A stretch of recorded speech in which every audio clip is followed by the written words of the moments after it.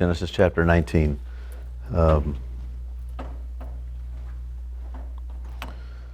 Let's pray.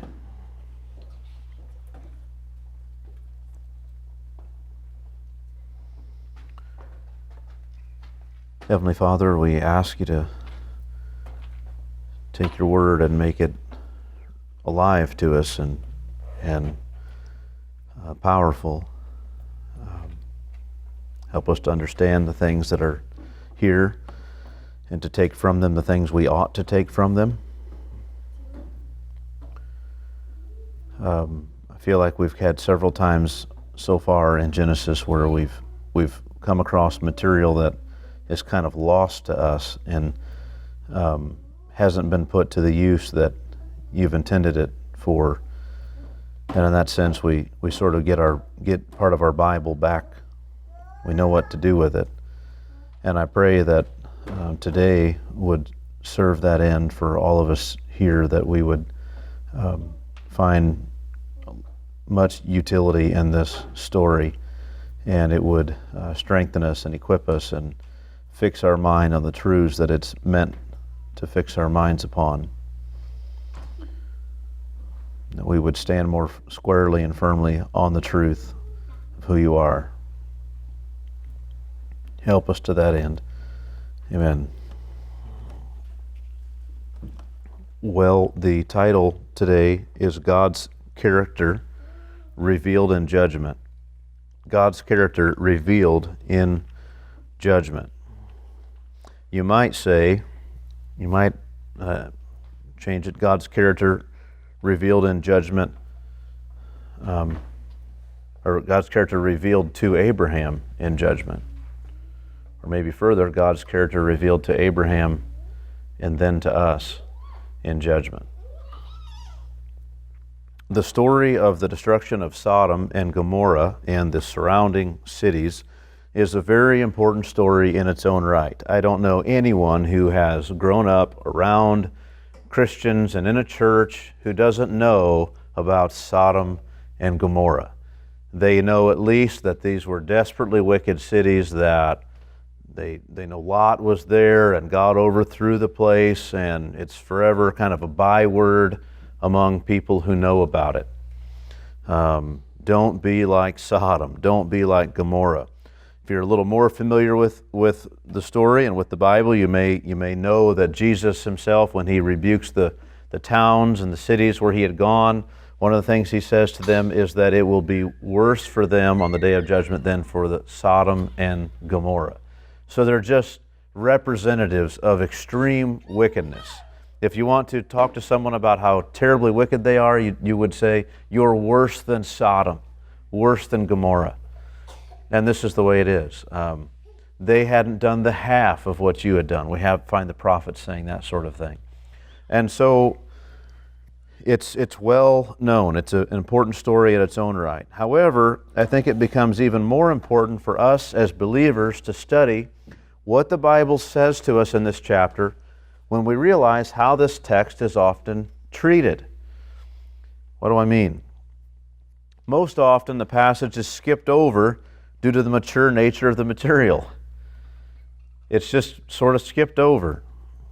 It isn't age appropriate for many who would normally be in a church gathering, right? Of course, that's the reason I've notified you ahead of time, so that any of your children that would be badly affected by hearing these things, that before they're ready to process them, can be elsewhere, can go next door or be taught from other material.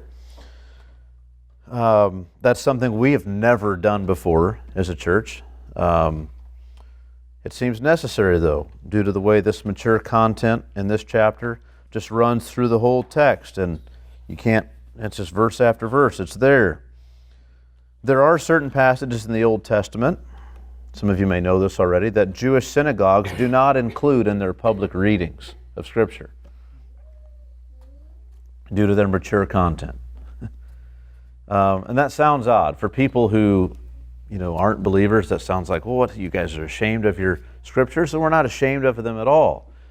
In fact, we're not ashamed of them as though they need to be hidden. In fact, it's the fact that because they're so useful and so thorough, they address humanity like on every point. They deal with the full breadth of human experience, and because of that, they deal with some dark, terrible things. The Bible doesn't shy away from that. I mean, if it was all rainbows and hearts, there wouldn't be much confidence for us in the Scriptures in terms of dealing with real life. But these sorts of things come up because they come up in real life. The Jewish rabbis and teachers are not devaluing the helpfulness or the inspiration of those texts when they say we won't read them publicly in the synagogue, but rather they're acknowledging again, because the Bible addresses the whole breadth of human experience, its contents are not always suitable for children who cannot handle such subjects yet. And this is where we are. So a lot of times it's just not even dealt with. But the other thing is that when this chapter is brought up, it's often taught in a way that glosses over the more mature issues it raises in an effort to make it less graphic and to make it more family friendly. In fact, I don't think I've ever heard anyone teach from Genesis 19 from Genesis 19. Usually they're remember Lot's wife, and we go back and just read a little bit of the story just to kind of get that and emphasize that. Or it's some preacher is speaking about the evils of homosexuality and he uses Sodom as a reference. Those kinds of things that's pretty much it. Or we're talking about, where Jesus talks about the way that it was just judgment was sudden, just right upon them. Right? They were in the midst of doing their regular activities and judgment came. That's kind of a scary thought when you realize how the story goes. But this is the way it was. It was business as usual in Sodom, and these things happen. The question I might ask is, are any of those things the main point of the text? They're not. That's not the point of Genesis 19. Those are lessons that can be drawn from it. They are truths that are found there, but they're not the main point. When Jesus is teaching us about things that happen in Genesis 19 and is reminding us of certain things, He's not telling us the main point. He's got a point He wants to make, and He's giving us these examples that you find in some of these stories that are very memorable and vivid. And when you read the story, those things should jump out at you at how true those things are that He says. But they're not the main point of the text. Jesus never sat down that I'm aware of and said, let me tell you about the main point of Genesis 19 to His disciples. That just never happened. That wasn't His agenda at any point that we have recorded for us, at least. Perhaps He taught about it in another instance, but not then. Not in those times where He brought it up.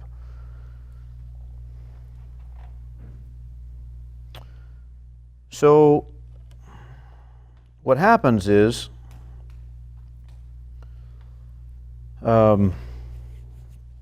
there's no way I can imagine working through this text and not dealing with the really mature stuff, the kind of rated R stuff. It's there. I don't want to deal with it in unnecessary detail. Don't want to try to get graphic about anything, but these things are there and they happened. And when you read narrative, you see things in your mind. You imagine certain things happening, people looking a certain way, acting a certain way, walking with a certain pace, or the look on their face. You see those things, and they matter.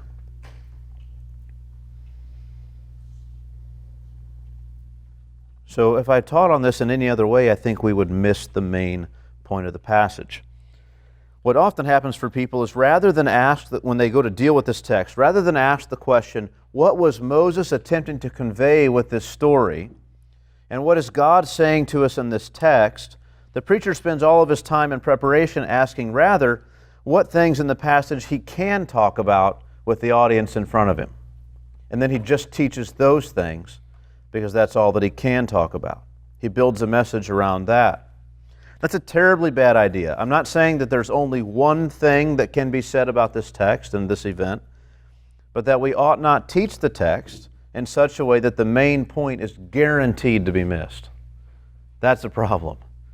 And so that's the way it's usually handled. And so I just got to the place where I thought, we're just going to have the kids go somewhere else so that we can just teach the text as it's meant to be understood. There's a level of attention we have to give to the whole passage and to all the details, or we will miss the main point. Another reason to teach this text and to be very familiar with it, it's because it's an important one. It deserves our attention, however uncomfortable it may be, because the Bible itself teaches us that this is an important story that we should know and be familiar with. Just think of it this way. Moses refers to it several times later in Deuteronomy. The prophets speak of Sodom and Gomorrah repeatedly. Jesus references the event several times. Peter refers to it. Jude refers to it. It's mentioned symbolically in the book of Revelation. I mean, this is kind of throughout your Bible. Sodom and Gomorrah and Lot are mentioned. And every time it's mentioned, it is assumed that we as readers have some familiarity with the story. And there are several lessons that are taught from the story, which we'll do well to learn, and those come out later in Scripture. But those are not necessarily the main points of the passage. So again, my aim today is to work through the text in as plain a way as possible. Just explain it as we go, just so that we're all clear on what happened and what the text is saying. And then we'll consider the main purpose of the passage and the manner in which this story accomplishes that purpose. Next time we'll consider some of the secondary points of the text. So, with that, let's read the text, all of Genesis 19, 1 through 38. It's a lot, but let's read through it. Okay? Genesis 19 and verse 1.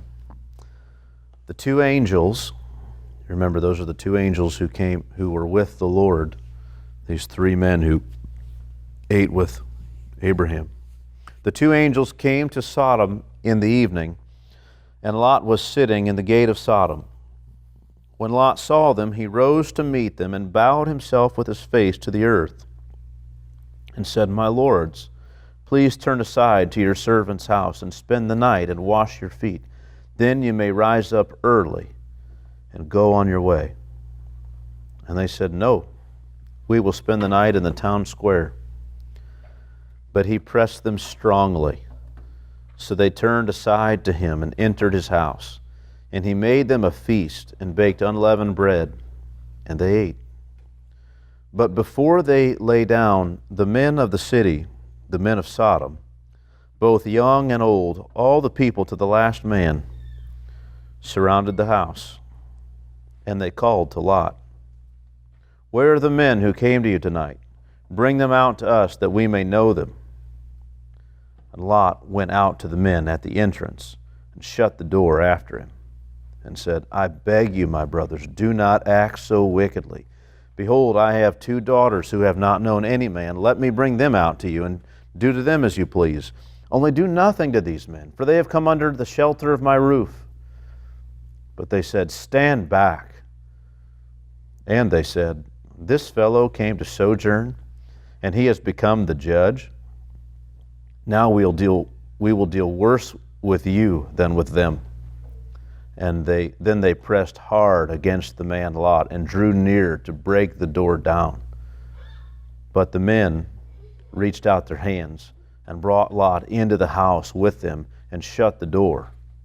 And they struck with blindness the men who were at the entrance of the house, both small and great, so that they wore themselves out, groping for the door.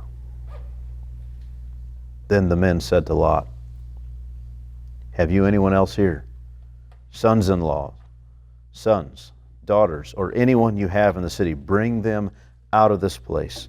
For we are about to destroy this place, because the outcry against its people has become great before the Lord, and the Lord has sent us to destroy it." So Lot went out and said to his sons-in-law, who were to marry his daughters, "Up, get out from this place, for the Lord is about to destroy the city." But he seemed to his sons-in-law to be jesting.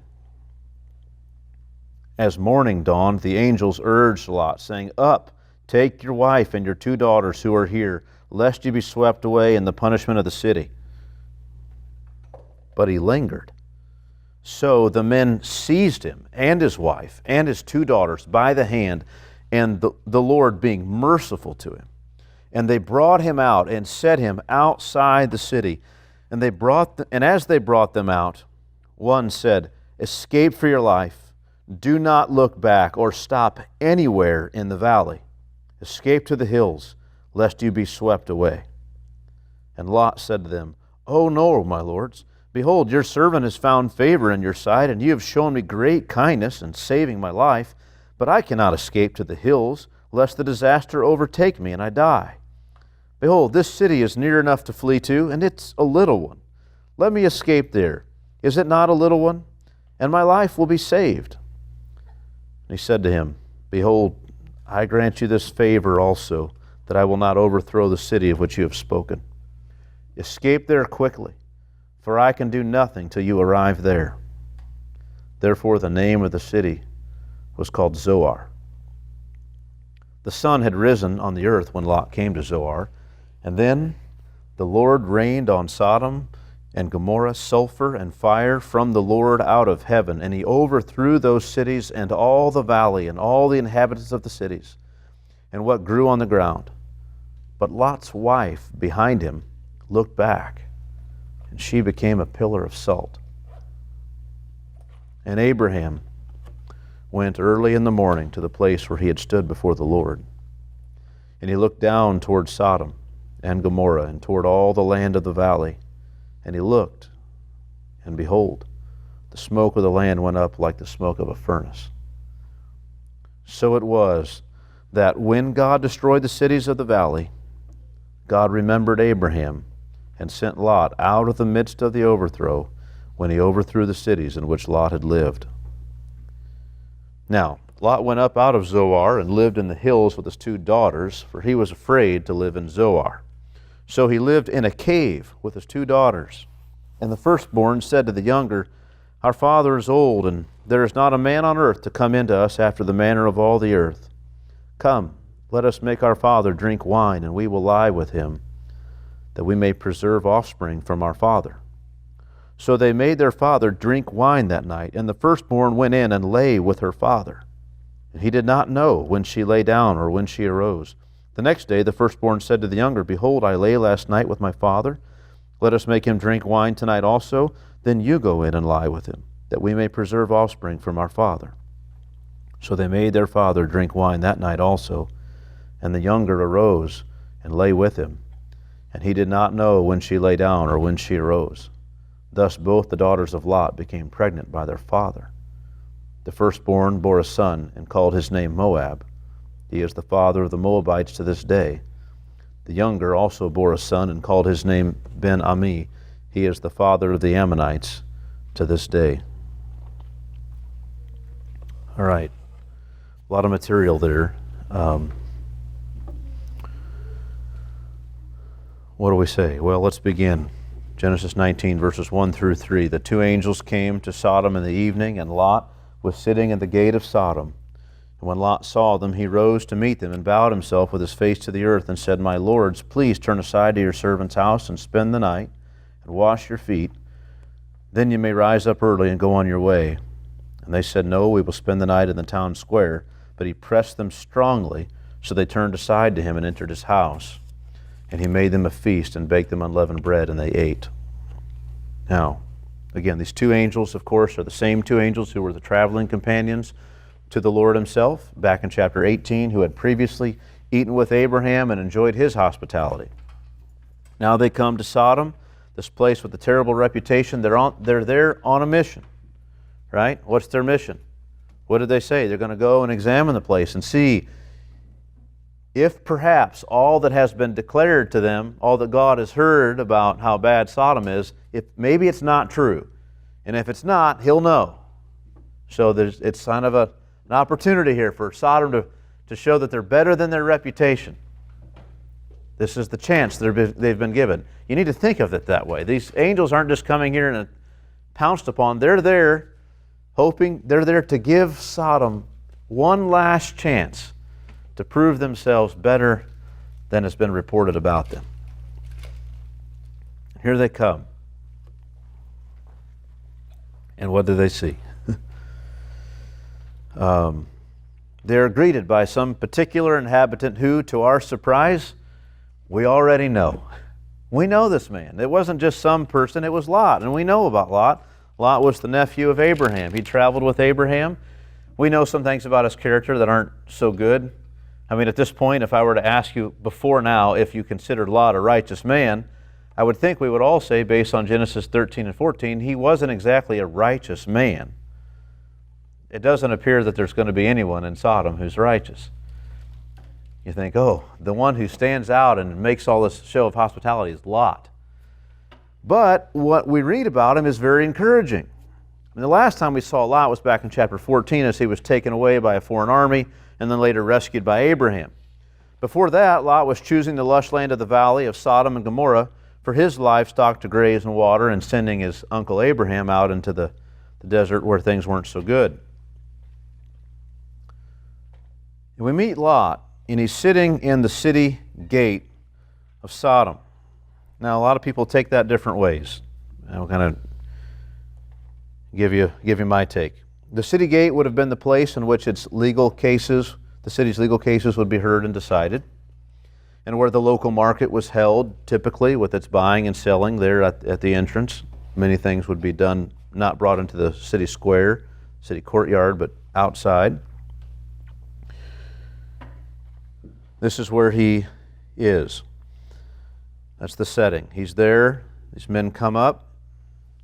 You perhaps remember, as again I'm talking about Lot looking pretty good as this starts. Remember the way that Abraham met these angels? He ran out to meet them. He bowed himself to the ground. He offered food. He offered water to wash their feet. And he provided them food and rest. Lot does, at this point, at least appear to be a righteous man. He does basically the same things that Abraham did. And let's not lose track of this. We said in Genesis 18 that Abraham appears to be making a good start at his renewed efforts to be blameless before God and to view his life as a means to bless other people. That was an example of that. And we see here Lot doing the same sort of thing. When Lot saw them, he rose to meet them, and he bowed himself with his face to the earth and said, "My lords, please turn aside to your servant's house and spend the night and wash your feet." That sounds good. Sounds very good. But there's more here. There's a little more that's a little tricky. It doesn't cast Lot in a bad light, but it shows us there's something more going on than just being kind to strangers as they come by. Notice Lot's concern that they be on their way quickly and get out of Sodom. Look what he says. Verse 2, "My lords, please turn aside to your servant's house and spend the night and wash your feet. Then you may rise up early and go on your way." So he meets them at the city gates and he says, "Hey," and he does all that he can do, this outlandish show of hospitality. "Please come with me. Turn aside. Don't go that way. Come over here with me into this part of the town over here, and let's go into my house, and I'm going to have it all ready for you. You don't need anything in town. I'll take care of it. Come over here. And when I do, then you can get up real early in the morning and just go on." That's just strange. That doesn't sound a lot like hospitality. I mean, it is hospitality, but it's a kind of a strange form of hospitality. I'd submit that if you talked that way to a friend of yours, they would say, why are you talking this way? I mean, I came here to visit. I wanted to see things in Sodom. I'd heard about Sodom. I wanted to come here. And he says, no, you need to go on. It sounds like Lot is very aware of the kinds of things that happen at the town square in the evening. And it sounds that way even more here as we keep reading. They said, "No, we will spend the night in the town square." What a thing. They say no. And then what does he do? "But he pressed them strongly, so they turned aside to him and entered his house. And he made them a feast and baked unleavened bread, and they ate." So we might ask, what was Lot doing at the gate of the city? Well, I'll say this. Most people think, well, he's sitting at the gate of the city. That's kind of a term that's used for people who are leaders in the city and that kind of thing, and I don't dispute that, but I think it was a lot more than that. Typically, the business of the town is done by evening time. The elders don't need to be there.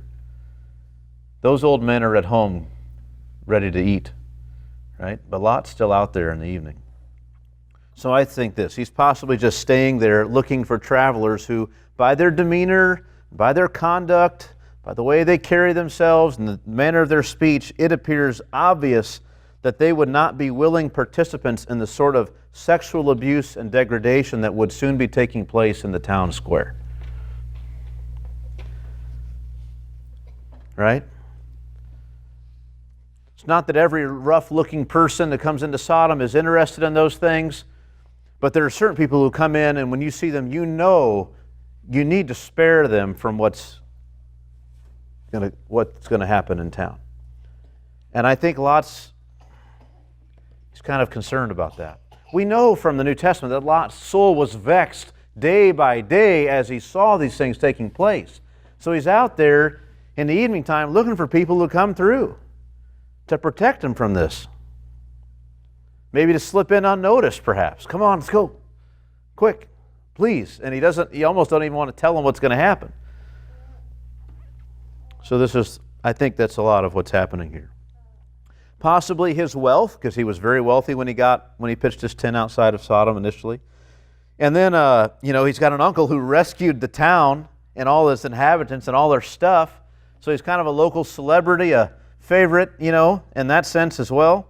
Maybe Abraham and his connection to Abraham had garnered even though Abraham didn't get anything out of it, Lot, that opportunist, perhaps had earned for himself, because of his connection with Abraham, a spot among the leading men of the city, and he regularly sat in the gate, and it was unusual for him to be there. And he participated when things were brought up before the elders of the town. Even though he was a foreigner and a sojourner, he was given a voice and had influence among the leading men of the city. And when they would collectively make their decision, Lot oftentimes was influential in what they decided. That's very likely. I think both of these things are true. Let's go on. But before they lay down, so they had this feast. Now, it was evening time, they had the feast, but they haven't gone to bed yet. So I don't know, what is it, 9, 10 o'clock? It was evening when they got there. They had to make all this food, and then it happened. And so it's late, not terribly late, but they haven't gone to bed yet. Before they lay down, the men of the city, the men of Sodom, both young and old, all the people to the last man, surrounded the house. And they called to Lot, "Where are the men who came to you tonight? Bring them out to us, that we may know them." So again, it's nighttime, it's dark. It says all the men of Sodom, right? Or the men of Sodom, then it was both young and old, all the people to the last man. Now that's the way the ESV says it. Does anyone have anything different than all the people to the last man? The ESV says, "Men of the city, the men of Sodom, surrounded the house, both young and old, all the people from every quarter." All the people from every quarter.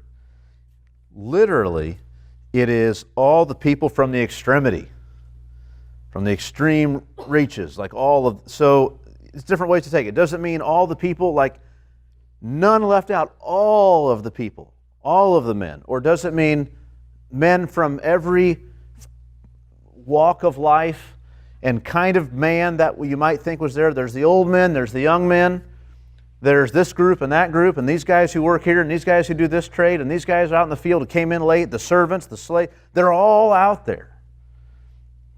Men from this little part of the town to that part of the town, outside the city wall, in the city wall, inside everywhere there was. The homeless guys and the guys that live in the biggest house, they were all there. Right? All the people from the country club were there. All the guys from the local saloon were there, if we're talking about modern, parlance, this kind of thing. White collar, blue collar, no collar, they were all there. Young men, old men. Both sides of the train tracks, every part of town was strongly represented.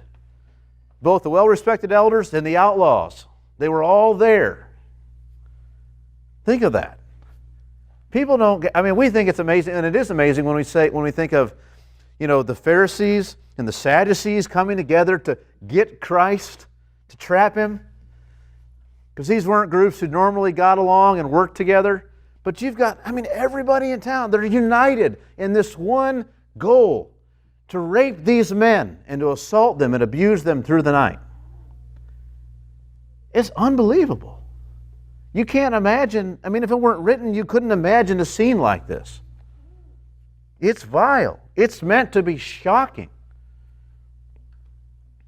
There is a reason God singled out Sodom and Gomorrah and the towns around it to destroy them, because there was such an outcry. It's like, if this is what's going on, I'm going to destroy them now. Let's give them a chance and see if maybe it's not that bad. And they come, and this is what they witness. It's staggering. I will say this, though. One of the reasons I don't think it means every man to the last man is because it doesn't appear to me that Lot's sons-in-law were here. You could imagine how odd that would be. But it doesn't appear that they're here. And this is one of the people that he has in the city. He goes out to see them later, not concerned that they're part of the same group who was at his door before. So I think it means from every quarter. So it's this kind of thing that, there was no group in Sodom where you could say, well, those guys didn't have any part in this. Yeah, they did. More of them had a part in it than didn't. That's the way we're supposed to think about it. The majority of every group of people in Sodom, however you divide them up and split it out and define your groups, the majority of them, of the men there, were here outside of Lot's door. Where are the men who came to you tonight? Bring them out to us that we may know them. Now this, of course, is a euphemism, right? It's a way of referring to something that's graphic in words that aren't so graphic, right? That we may know them, right? And there are some people have said, well, they just want to be introduced. It's like, no, not at all. They don't want to be introduced. They want to be introduced for another purpose, that they may know them sexually, right? Sexual relations, carnal knowledge. These men are asking for Lot to send his guests, who appear to be somewhat dignified male travelers. Probably part of what stirred the people up so much is these guys, you know how it is. Somebody walks in, and if they appear to be, anything about them somehow stirs up jealousy in you or in a group of people, they want to get at them. They single them out.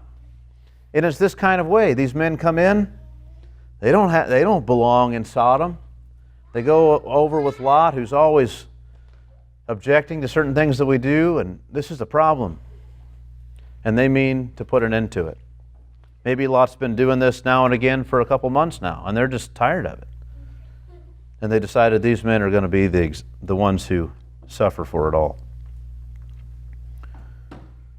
These men are asking again for Lot to send his guests, who appear to be somewhat dignified male travelers, out of his house so that this mixed mob can rape and abuse them physically and sexually throughout the night.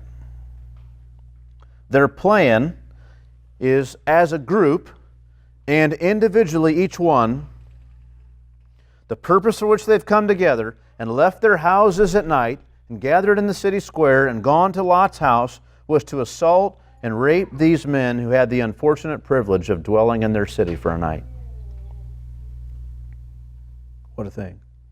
No doubt, had Lot obliged them and given in, this would have been an awful and frightening scene. Had these men just been men and not angels, the story would have read very differently. The depth of these men's, of the city of Sodom, of their depravity and their degradation in this scene is shocking. Here these men have come under the protection of Lot's home. It's generally understood when you exercise hospitality, invite strangers into your home. They're coming under your roof and under your protection.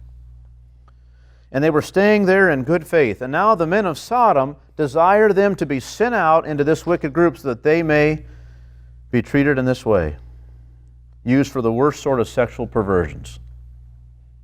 You can imagine the sort of jokes and drunken behavior and acts that would have transpired throughout the night.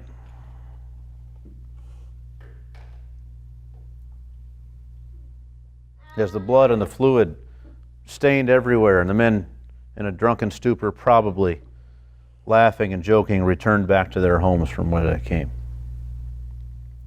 It was awful.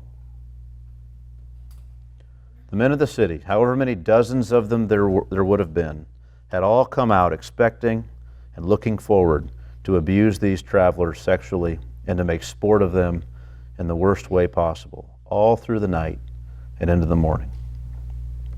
This is the scene. Now, before we go any further into this story, I want us to stop and turn to another text in which a similar thing happens in Judges chapter 19. So Genesis 19 and Judges chapter 19.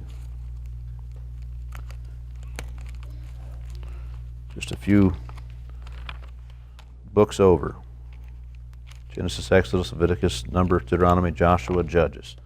Judges 19. And to read this.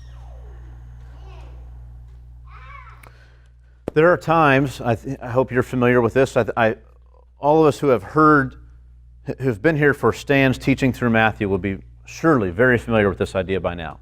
Oftentimes, a story later in the Bible is told in ways, patterns that are similar to an earlier story so that you begin to make these connections and they're obvious to you.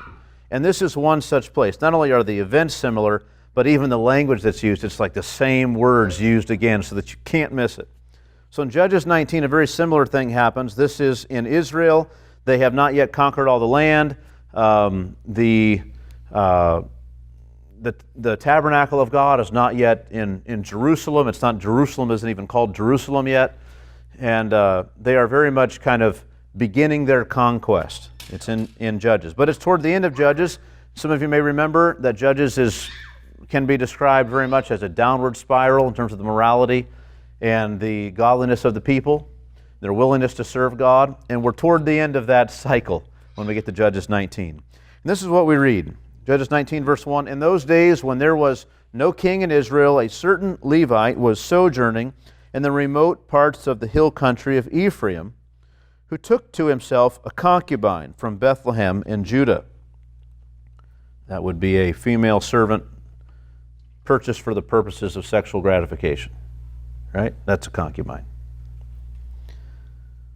Not a thing we condone or feel is a right thing at all, but this is the fact of things. "And his concubine was unfaithful to him. And she went away from him to her father's house at Bethlehem in Judah, and was there some 4 months. Then her husband arose." Her husband, it says. Remember we talked about this before? How Hagar was kind of hard to tell what she was? I feel like it's kind of this sort of thing with this woman. And you see that in the text as it goes on. Her husband arose and went after her to speak kindly to her and bring her back. He didn't go out there to beat her because she ran away. He went there to woo her back, to speak kindly to her, to convince her to come back. He had with him his servant and a couple of donkeys, and she brought him into her father's house. She welcomed him in. And when the girl's father saw him, he came with joy to meet him. And his father-in-law, the girl's father, made him stay. And he remained with him 3 days, so they ate and drank and spent the night there. This goes on for a few days. I'm not going to go through all this text here. Let's look at verse 10. The father-in-law keeps imposing on him to stay another day. We get down to verse 10, and finally, "But the man eventually, after a few days of this, would not spend the night. He rose up and departed and arrived opposite Jebus," that is, now called Jerusalem. "He had with him a couple of saddled donkeys, and his concubine was with him." So she was coming back. He won her over. This is a triumph, right? This is the love story. This is the chick flick. This is it. They went away happily ever after. No. When they were near Jebus, the day was nearly over, and the servant said to his master, "Come now, let us turn aside to this city of the Jebusites and spend the night in it." And his master said to him, we will not turn aside to the city, into the city of foreigners, who do not belong to the people of Israel, but we will pass on to Gibeah. Why would he say that? Well, because of the wickedness of the people that live in the land. We're not going to go dwell there. We're not going to take shelter there. We're going to go to the people of Israel. And he said to his young man, come and let us draw near to one of these places and spend the night at Gibeah or Ramah. So they passed on and went their way. And the sun went down on them near Gibeah, which belongs to Benjamin. And they turned aside there to go in and spend the night at Gibeah. And he went in and sat down in the open square of the city. This is kind of sounding a little familiar. For no one took them into his house to spend the night. There was not a righteous lot in Gibeah. They got there, at this time, they arrived, and what would happen? A righteous man would see these travelers come in with nowhere to stay and offer his home. They get there, and nobody says a word, so this man and his concubine and his two servants, they settle in here in the city square. They go out and maybe purchase some things in town to make provisions for the night. Maybe they were carrying them with them. Probably likely the way his father-in-law was treating him. He sent him away with lots of things probably. And he went in and sat down in the open square of the city, for no one took them into his house to spend the night. And behold, an old man was coming from his work in the field at evening. The man was from the hill country of Ephraim, and he was sojourning in Gibeah. The men of the place were Benjamites. So here it's evening again, right? This man's work's done, he's coming home. The men of the place were Benjamites. And he lifted up his eyes and saw the traveler in the open square of the city. And the old man said, where are you going, and where do you come from? And he said to him, we are passing from Bethlehem in Judah to the remote parts of the hill country of Ephraim, from which I come. I went to Bethlehem in Judah, and I am going to the house of the Lord. But no one has taken me into his house. And he's kind of telling, we've got straw and feed for our donkeys, with bread and wine for me and your female servant, and the young man with your servants. There's no lack of anything. We're fine. Don't worry about us. It's okay. But for one reason or another, this man doesn't want him to stay out there. And the old man said, peace be to you. I know you've got all that stuff, but let me take care of it. I've got stuff too. You don't need to use all the provisions you have. Let me provide. Be my pleasure. So he brought him into his house and gave the donkeys feed, and they washed their feet and ate and drank. This sounds good so far. And as they were making their hearts merry, behold, the men of the city, worthless fellows, surrounded the house, beating on the door, and they said to the old man, the master of the house, bring out the man who came into your house, that we may know him. And the man, the master of the house, went out to them and said to them, no, my brothers, do not act so wickedly. Does this not sound, it's like we're quoting here. Do not act so wickedly. Do not do this vile thing. Behold, here are my virgin daughter and his concubine, the guest's concubine. Let me bring them out now, violate them, and do with them what seems good to you. But against this man, do not do this outrageous thing. But the men would not listen to him. So the man seized his concubine, right? The man who just came and God has spoke kindly to her to get her and to bring her back. He grabs her. This is awful. And made her go out to them, and they knew her and abused her all night until the morning. And as the dawn began to break, they let her go. And as morning appeared, the woman came. She had been taken. They didn't just abuse her there at the house. They took her and had her away wherever, whenever, however they wanted, all through the night.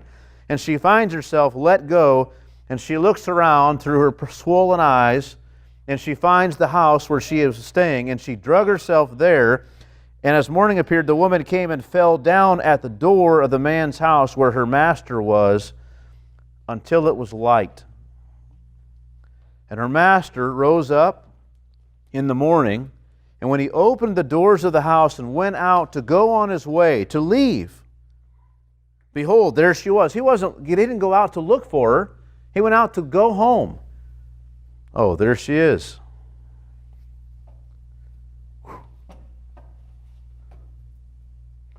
Behold, there was his concubine lying at the door of his house, with her hands on the threshold, right? Seeking to get in, no doubt.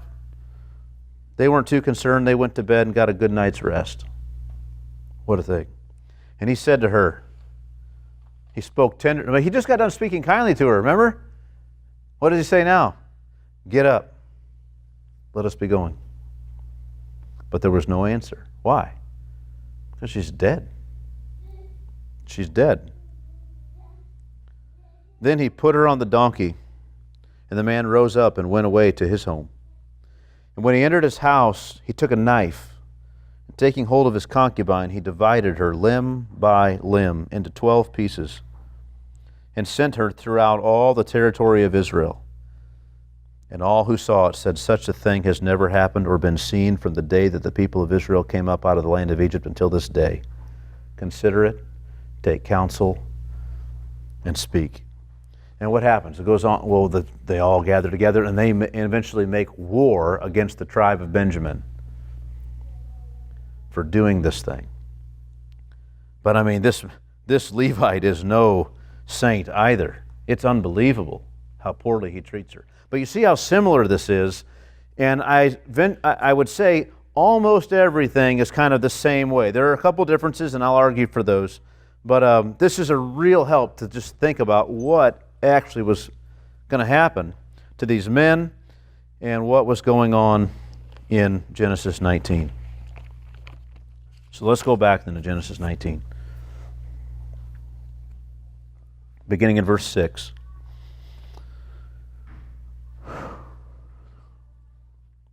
Lot went out to the men at the entrance and shut the door after him and said, I beg you, my brothers, do not act so wickedly. Behold, I have 2 daughters who have not known any man. Let me bring them out to you and do to them as you please. Only do nothing to these men, for they have come under the shelter of my roof. Now, this is, I think, one of the most misunderstood parts of both stories, I think.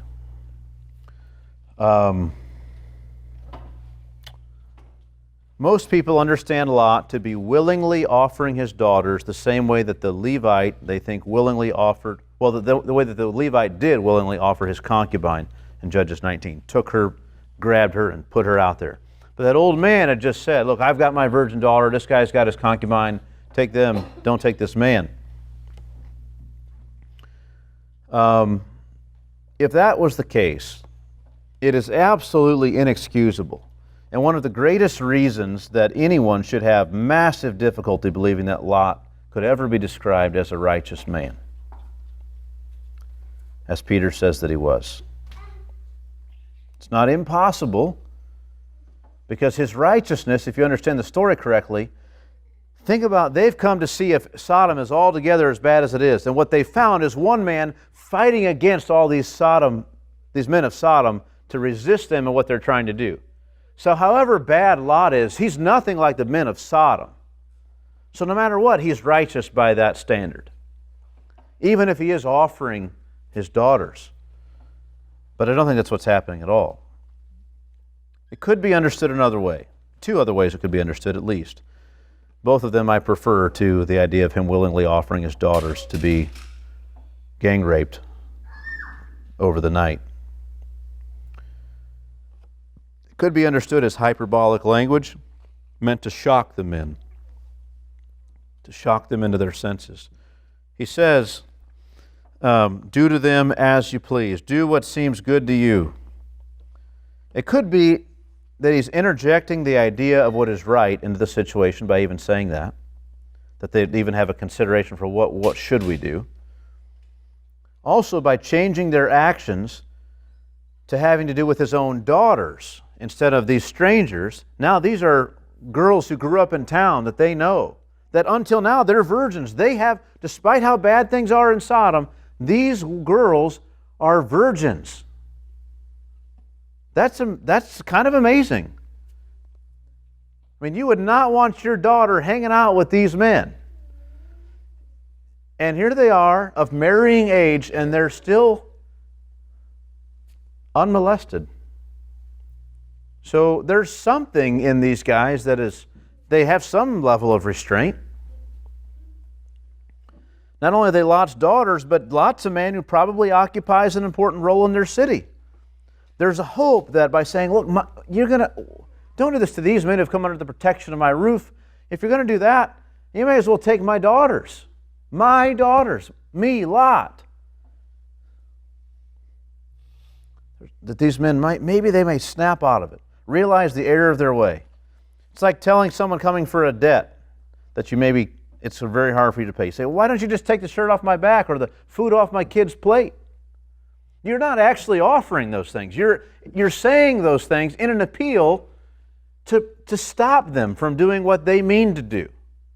It's very possible that's the kind of thing Lot does. It's very possible that's the thing that old man was doing among the Benjamites. Though the Levite, he heard the idea and he thought, that sounds good to me. I'm not going out there, you go out there. And grabbed his concubine and sent her out there. Notice the old man didn't send his virgin daughter. It wasn't in his mind to send his daughter out there. It doesn't appear to me. And so I think it's not meant to be taken seriously. It's not a real offer. People speak that way, especially in that time and culture. Now, it could also be that Lot is appealing to their own laws as a way to stop them. And that's kind of hard to imagine because Sodom seems like a very lawless place. But even Sodom had elders and kings and made treaties with even if they did break them later, they made treaties, right? Even the king of Sodom thought he ought to give a lot of things to Abraham for having rescued them. Almost every place in the ancient world had strict laws concerning a betrothed woman and her soon-to-be husband. And that's exactly what these girls are. They're betrothed to citizens of Sodom. She was not to be touched or lied with or known, we may say, by anyone, except they would suffer the most severe of consequences, usually death. That's something. They have men who are considered Lot's sons-in-law, yet they themselves are still living in their father's house, these girls. So to violate these women may have severe consequences for this crowd of men. Even in Sodom, it might have severe consequences. Now Sodom, these are greater sinners than the rest, so perhaps it doesn't have these consequences, but perhaps it does. The point is, you don't have to read Lot's words as a willingness on his part to give his daughters up to these men to be gang raped for hours on end. It's very possible that if these men would have said, yes, bring them to us, we'll take them instead, that Lot would have been even more outraged at their wickedness and refused to give in to their request still.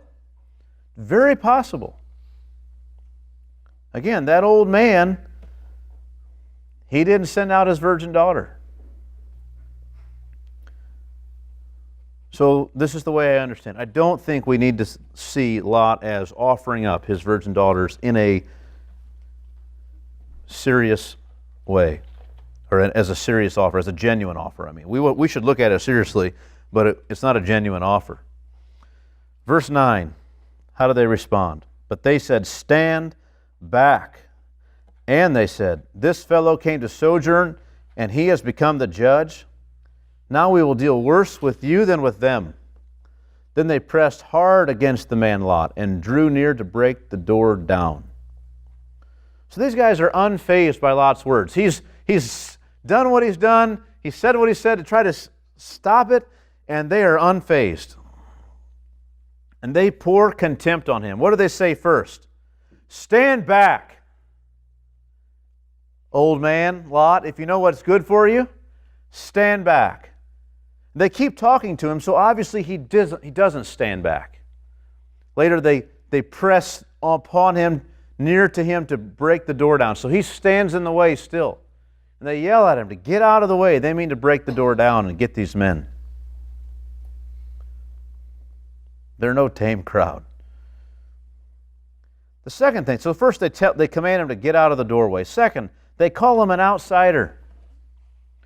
This fellow, this man, he came here to sojourn, right, to live as a foreigner. The reality is, he doesn't belong, by their own admission. He's not like them. He doesn't like to do the same things they like to do. Just his presence is, the way he conducts himself and carries himself in his business is different than them. He stands apart. He's a foreigner. He's not like the men of Sodom. In this instance, what makes him stand out so much is that, unlike everybody else in town, he doesn't think this is a good idea. He doesn't think this is great fun. He doesn't look forward to this when he saw the men walk in town. He didn't give a glance to John across the way and nod his head. They know what time to show up and to make trouble. That wasn't Lot, but that was all of them. Who does he think he is? Now he's become the judge? They scoffed at him for his position at the city gate. Evidently, not everyone appreciated his being there and approved of his honored position in the city gate. He was now not only joining the elders of the city in various decisions that would be reached from time to time, but now he was actually acting like a judge himself, as though he himself in his own right had the ability and the say-so in the town to decide what would be allowed and what wouldn't. He has no authority about what may or may not be done in Sodom. As one commentator put it, they are scoffing at him for daring to think he's a fully fledged member of their society. Who do you think you are? This foreigner who comes and thinks he's a judge now. He thinks he's got an influence among us. What else did they do? They threatened to abuse Lot in an even worse way than they had planned to abuse these men. And you might think, what could be worse? Well, the imagination of men knows no end. What could be worse? When a similar thing happened later in Israel, the woman died. What were they going to do? What was the worst thing they were going to do to Lot? We will now, they say, now we're going to deal worse with you than with them. Notice they didn't say, now we're going to deal worse with you instead of harming them. They're going to do both and. We're going to get you and we're still going to get them. And you know they still mean to get them because they pressed hard against the man Lot and drew near to break the door down.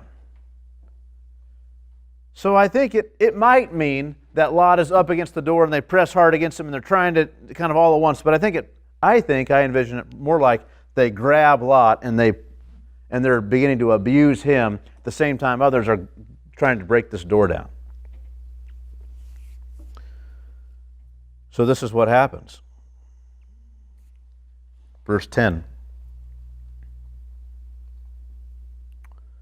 Oh, let me say this word when it says they pressed hard against Lot, against the man Lot. It's the same word when Lot strongly urged these two travelers to come and stay with him. He pressed them strongly, it says in verse 3. But he pressed them strongly, so they turned aside to him.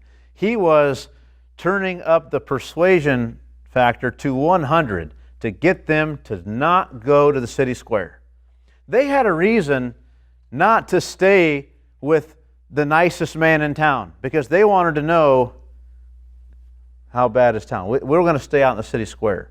And he urges them no. And they say, no, we're going to stay there. No, please come.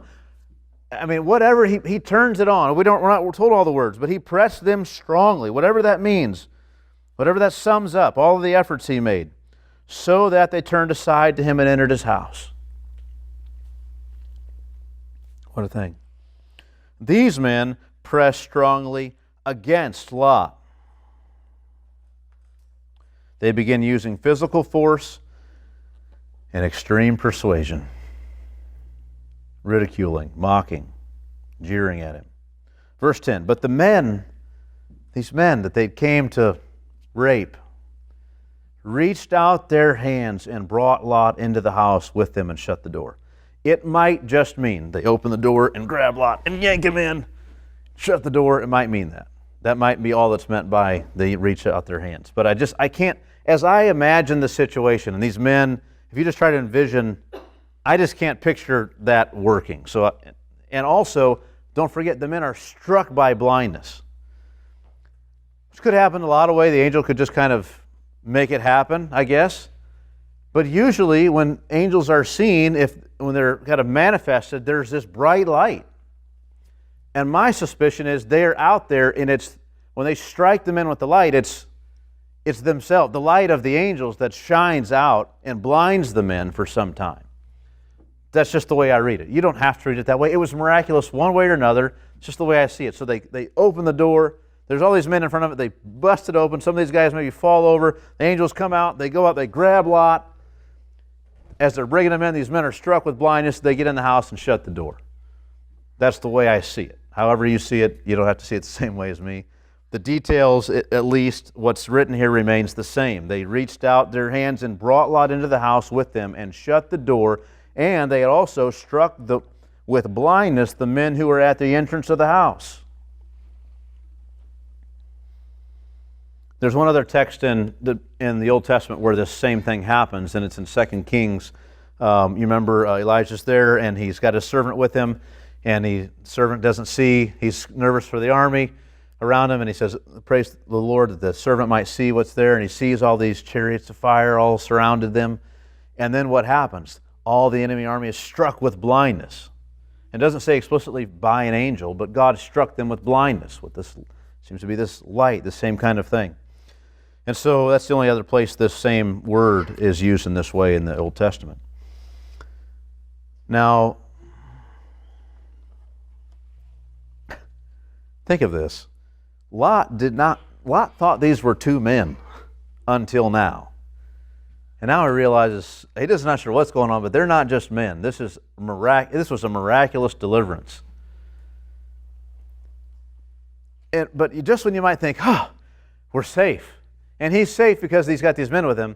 But it's not like things stopped. It's just crazy. And they struck with blindness the men who were at the entrance of the house, both small and great, so that they wore themselves out, groping for the door. They didn't give up. They didn't stop. This is incredible.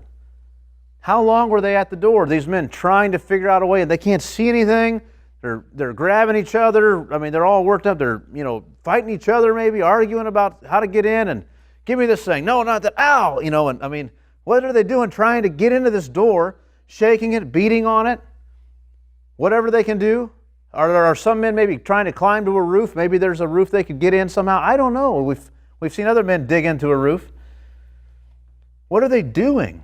They have not given up. They want this bad enough. They're exercised about it and worked up enough. Even if they're blind, that's all right. They want to pursue this. Who does Lot think he is? Who are these men? We'll do with them as we please.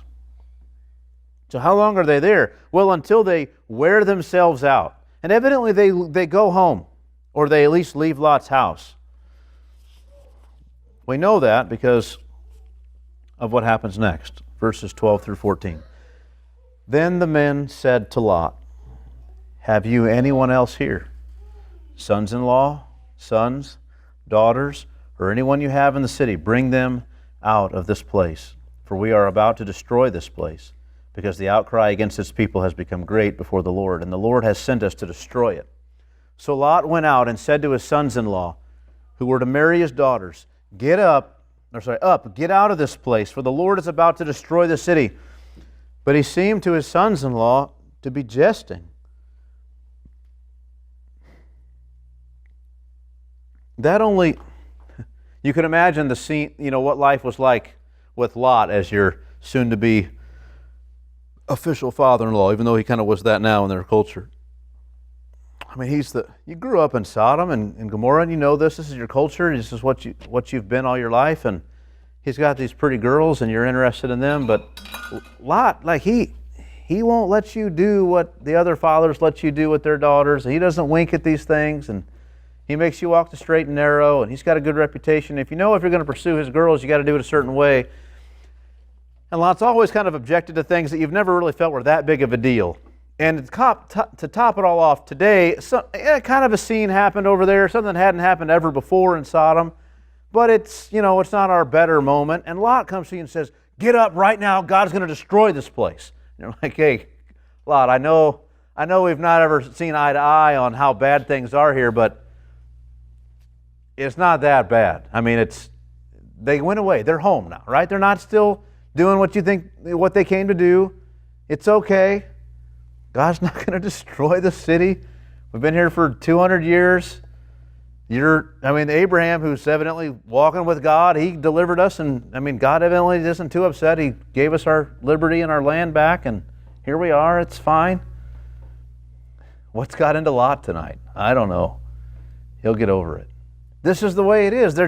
He's just jesting. He's making a joke almost. It's like he's just all worked up. He can't be serious. Now, he was told, get them now, and we're about to destroy the city. He goes to tell them, and they don't. They don't go. And hours later come morning dawns, and the angel urges Lot, saying, up, take your wife and your 2 daughters who are here, lest you be swept away in the punishment of the city. If you stick around, what's coming to them is going to come upon you. You've got an opportunity to save your life. Now go, run. Get out of here. Get up now. But he lingered. For what? What's he lingering about? The only thing I can imagine is he's hoping maybe these sons-in-law change their mind and come. And it's hard to leave. Like, this is everything. If we leave, we escape with our lives only. We've built a life here. Things aren't what we like. It's not a great place to be, but it's home. And my daughters love these men, and they love my daughters, and I don't want to end that. So he's lingering. Maybe there are other reasons too, but at least there's that. So these angels, these men, seized him and his wife, and then the other one probably, and his 2 daughters. It says, seized them by the hand, the Lord being merciful to him. He told him twice, now get out of here. And he's still lingering around, and God is merciful to him. Don't miss that. The Lord being merciful to him. We're learning about God in this chapter, right? The Lord being merciful to him, grabbed them by the hands and forced them out. They brought them out and set them outside the city. I didn't look at this, and I should have. You may want to look it up yourself, and I'll try to do it myself. When it says and they brought him out, I would not be surprised if it's the same word used in Genesis chapter 3 when the Lord drove out the man and the woman out of the garden. It wouldn't surprise me a bit, because you get that picture. They seized them by the hands and takes them out and sets them outside the city then and says to them, escape for your life. Don't look back or stop anywhere in the valley. Escape to the hills lest you be swept away. That's pretty earnest, pretty dire and serious warning. Escape for your life. Do not look back or stop anywhere in the valley. Escape then where? To the hills, lest you be swept away. And you would think Lot would say, yes, sir, and they would run. And he says, no, that's too much. My lords, behold, your servant has found favor in your sight. You've been so kind to me. I'm so thankful that you took me out of the city. You've saved my life. But I can't go to the hills. If I do that, the disaster will overtake me, and I die. Wait a minute. Didn't they just tell him, go to the hills and you'll be safe? What's he calling them, liars? If I go to the hills, I'm going to die. He said, no. We told you, escape to the hills, lest the disaster, he says, escape to the hills, lest you be swept away. And he says, no, if I escape to the hills, I'm going to die. It's going to overtake me, and I'll die. Look, over there, it's a city. It's not far to walk. I'm old. It's kind of hard for me to get up in the hills. This city is close, and it's small. Like, you don't need to destroy all of the cities and all of the wicked people. That's not many of them over there. It's a little town. Let me get there. Isn't not little? It's just a small little bit. and my life will be saved. And the angel said to him, he said to him, behold, I'll grant you this favor also. I'll give you what you ask, that I will not overthrow the city of which you've spoken. So get there quickly, because I can't do anything until you arrive. Therefore, the name of the city was called Zoar. Now, let's just stop for a second. Consider Lot here. I mean, he basically looked at the angel of the Lord and called him a liar. I don't believe you. There are times in the Bible where God speaks to someone and they don't believe him, and they are rebuked and punished for that. Not Lot. He's given a favor. I'll do this little favor for you. It's amazing. Think about the people of Israel. They're told to go into the city and take over the city, or destroy the city, and turn everything over and destroy it all. And some of the people of the city don't destroy. They say, well, not this little thing. This little bit of gold for me, that little bit of gold for you, this animal over here, that animal there. But mostly, everything we destroyed, but not all of it. These angels had a mission from the Lord to come and destroy it all, if it was as bad as it was reported to be. And it was. But there was this one man, and they were going to make sure he was safe. Or to make sure he was safe, he's begging for all these favors, and the Lord grants it. It should all be destroyed, but I'm going to let this one place stay because you've asked. Like, Lot is really pushing his luck here. I mean, it's unbelievable. Just go, man. Have you not seen what's been happening here? Get out of here. No, he didn't want to do that either. And then they said, oh, look, I'll do you this favor. I won't overthrow the city of which you've spoken. But they know Lot. But hurry up. You're lingering all this time in town. Now I got you out of here, and you're not willing to run out to the hills. Now you want to go to this little town. Look, go. Get there already. I can't do anything until you're safe. What a remarkable statement that is. Who told him that? Well, that's direct from God, if it's from anybody. Don't let anything happen to Lot. You find a righteous man there, in any way righteous, different than these other people, don't let anything happen to this guy. And nothing happened to him. I can't do anything until you're safe. What a thing. I can do nothing till you arrive there. How foolish it was for Lot to think that he would be overtaken in the hills by the disaster. Like, even if he goes to the valley, he's safe there because this guy's going to protect him. 23 through 26. The sun had risen on the earth when Lot came to Zoar. So it didn't take him too long, because the morning had already dawned when this whole thing began, with the angels urging him to get out, and they take him out. Then the Lord rained on Sodom and Gomorrah sulfur and fire from the Lord out of heaven, and he overthrew those cities and all the valley and all the inhabitants of the cities and what grew on the ground. But Lot's wife, one of those who was spared and rescued, but Lot's wife, who was behind him, she looked back. She didn't listen. She looked back, and she became a pillar of salt, which we can't explain. I mean, it's just, okay, we can't explain that. It was miraculous judgment, just like we cannot explain sulfur and fire from the Lord out of heaven. We can see its aftermath when you go to this place. There's no doubt that this is the sort of thing that happened. What a thing. The Lord rained on Sodom and Gomorrah sulfur and fire from the Lord out of heaven. It's twice attributed to the Lord. Then the Lord rained on Sodom and Gomorrah sulfur and fire from the Lord out of heaven. They didn't miss the target. Zoar was this nearby little town. It wasn't hit. It wasn't devastated.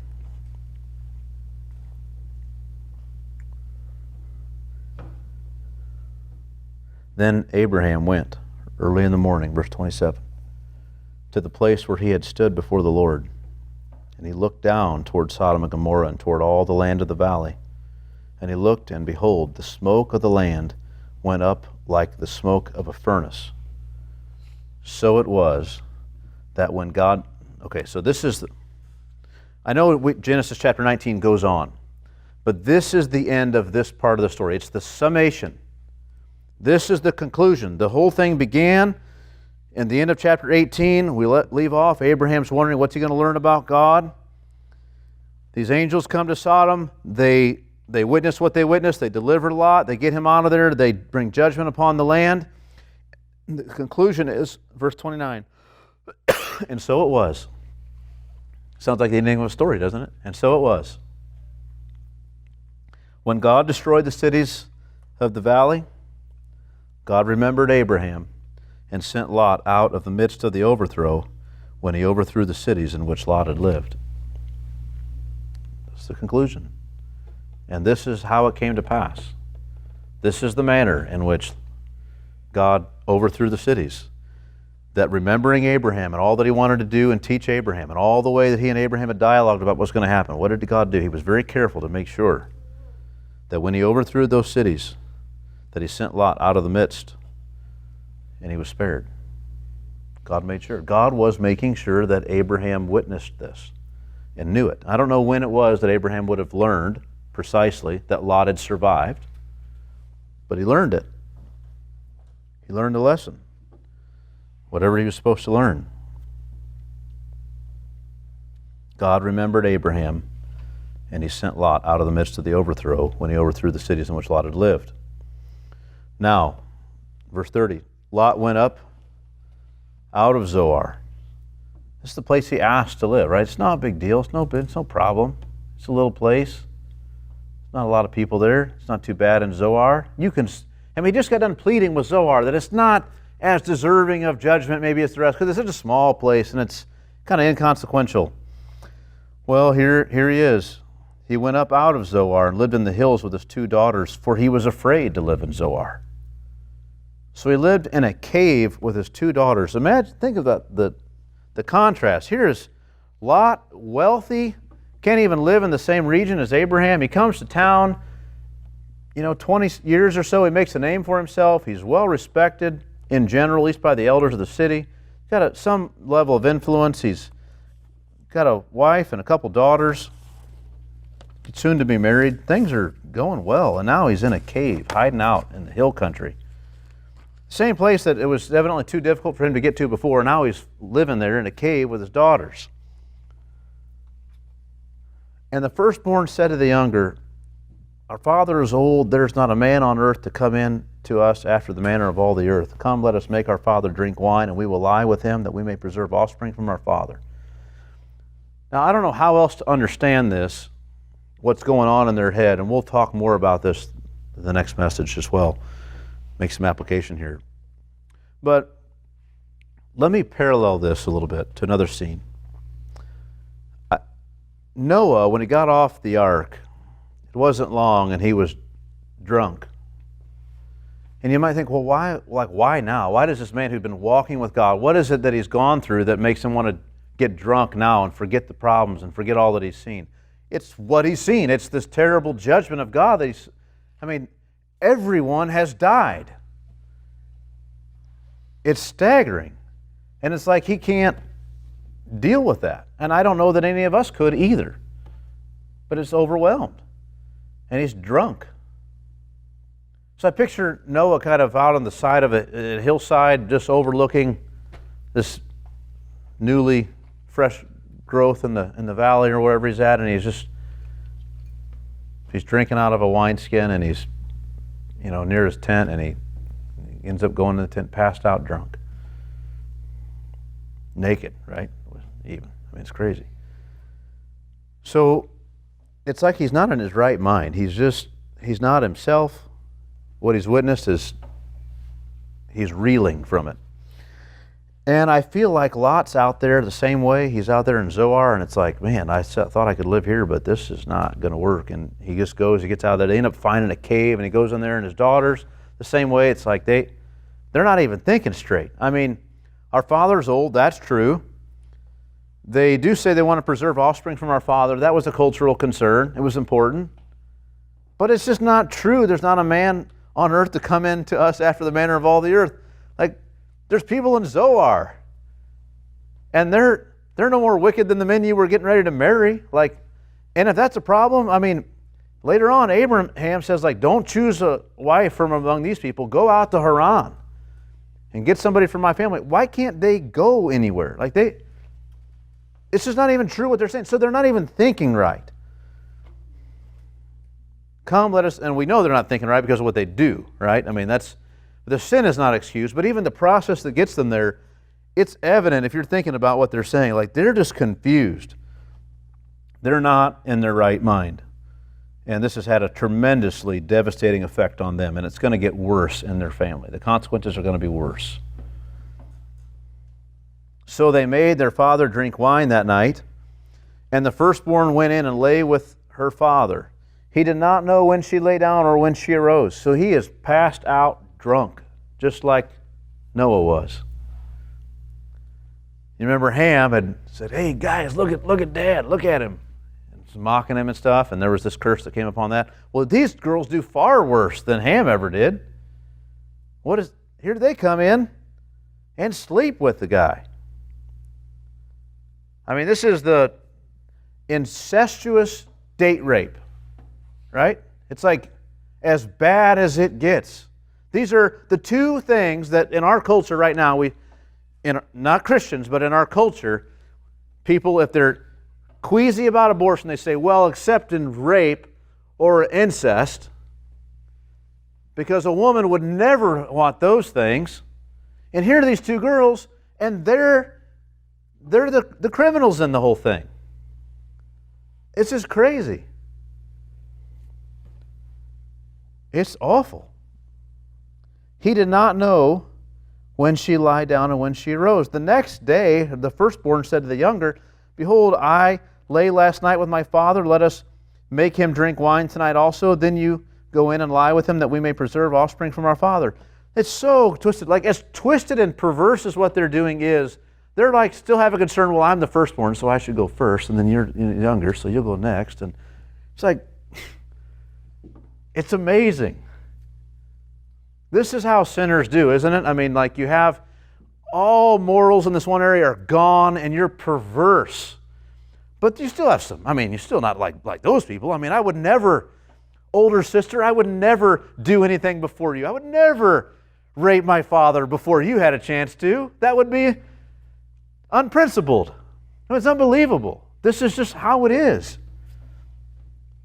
All terribly compromised in one area, but you pretend to be scrupulous in another, and you justify yourself. You don't think you're doing anything terrible, but they were. I mean, their words, their actions are recorded here in these words to shock us, that we see how bad it is. And we see how much Lot and his children are not stellar people. When they're not righteous by our standards. They're righteous by Sodom's standards. They fit in that group of people that are not altogether as bad as the outcry went up to the Lord. And so they're spared. They're righteous in that sense. Lot's wife was spared too, but she disobeyed even the simple commands they were given. And she suffered for it.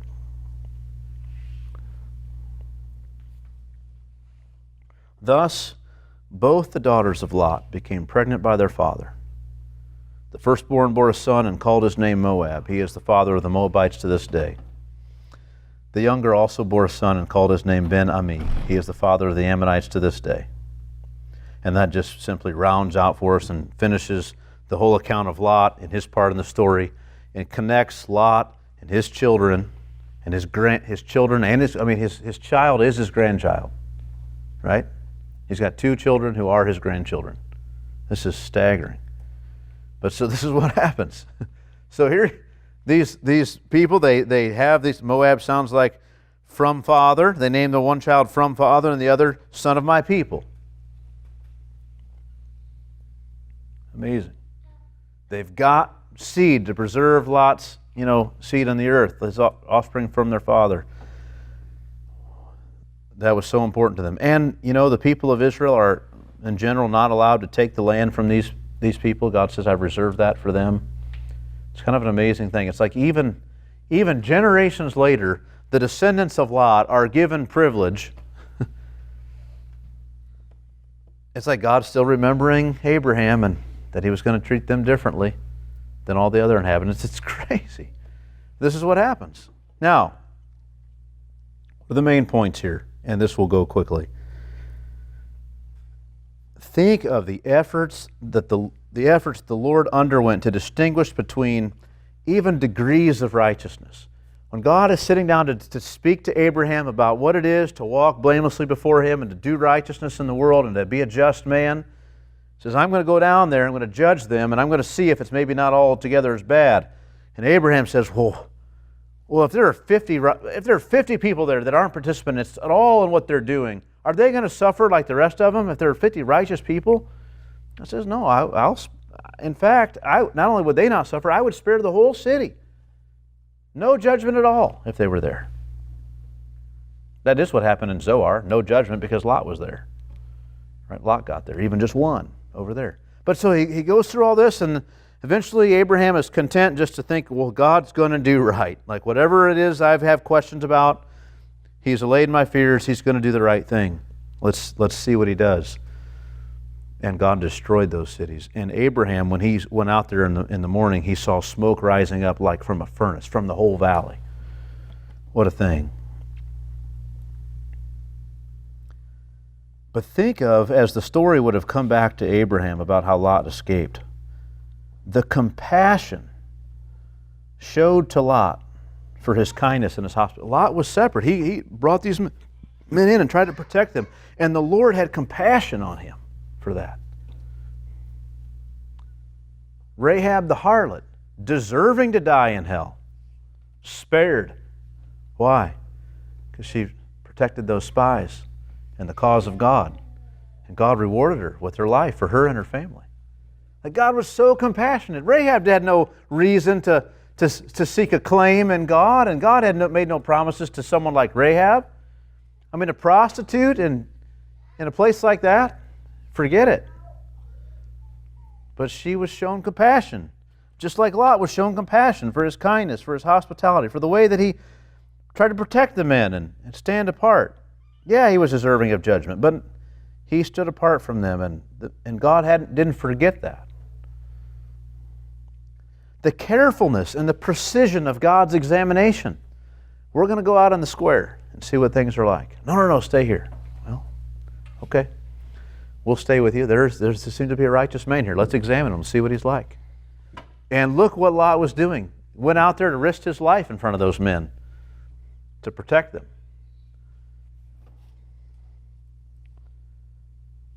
But God, the idea that God would even, is it not staggering to think that God would send angels to a place to examine it? I mean, we know that God doesn't need to examine it Himself, but this was a lesson for Abraham. He's learning about how careful and meticulous and reasonable and patient God is when He executes justice and wrath. Slow to anger. Just like, these are some of the main things. When God speaks to Moses about what He's like, He says, I'm slow to anger. It's one of the things Moses was revealed when he asked, show me your glory. God says, well, I'm slow to anger, abounding in love. This is incredible. This is a glory of God. We also know God is very slow to anger and wrath, because way back in Genesis 13, when Lot decided he was going to go to Sodom, we read this. And Lot lifted up his eyes and saw that the Jordan Valley was well watered everywhere, like the garden of the Lord, like the land of Egypt, in the direction of Zoar.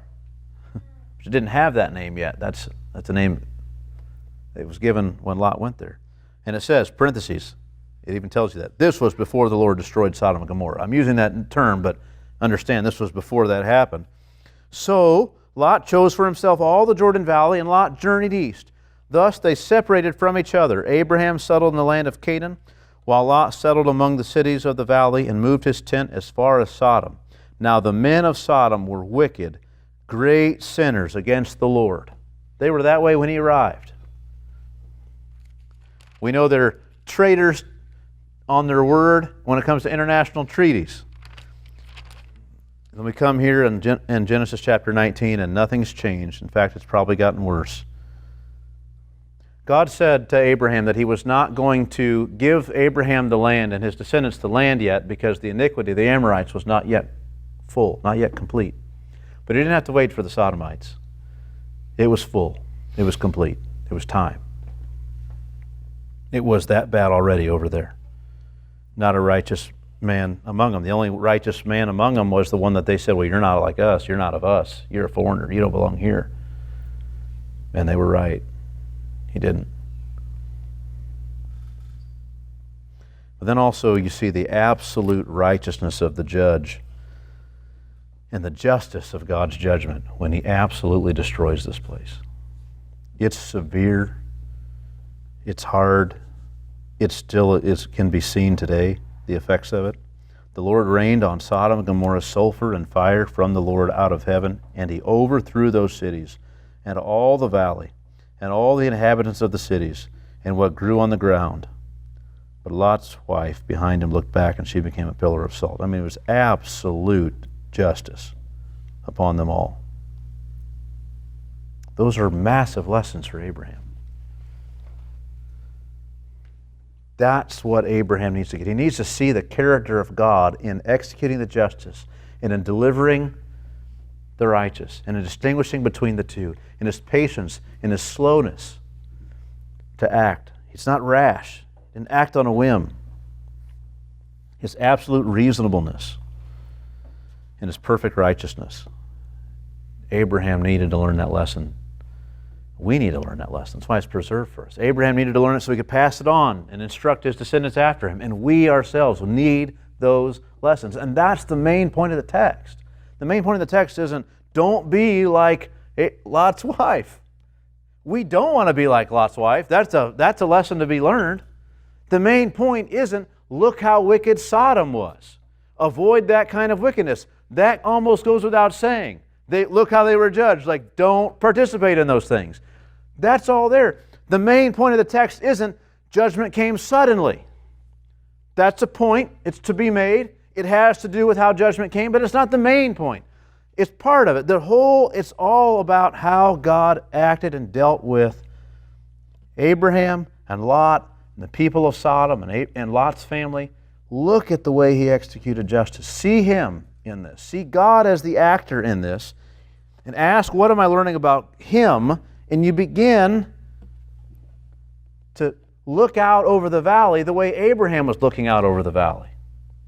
He just had this conversation with God. What's God going to do? And he gets out and he sees early the next morning to see, what did God do? How did God act? And he sees. And then later he gets word and gets more information. And what is he to do with this? But to stew on it, to meditate on it, to store these things up in his heart, to learn, this then is the God I serve. This is the one whose character I'm to reflect. This is the one whose blessing I'm to give to those I encounter. And so it's a deep lesson. That's all I have for today. Next time we'll be in these texts again and looking at some of these secondary lessons for us. I'm not 100% sure whether or not we're going to do the same thing with the kids over there next time.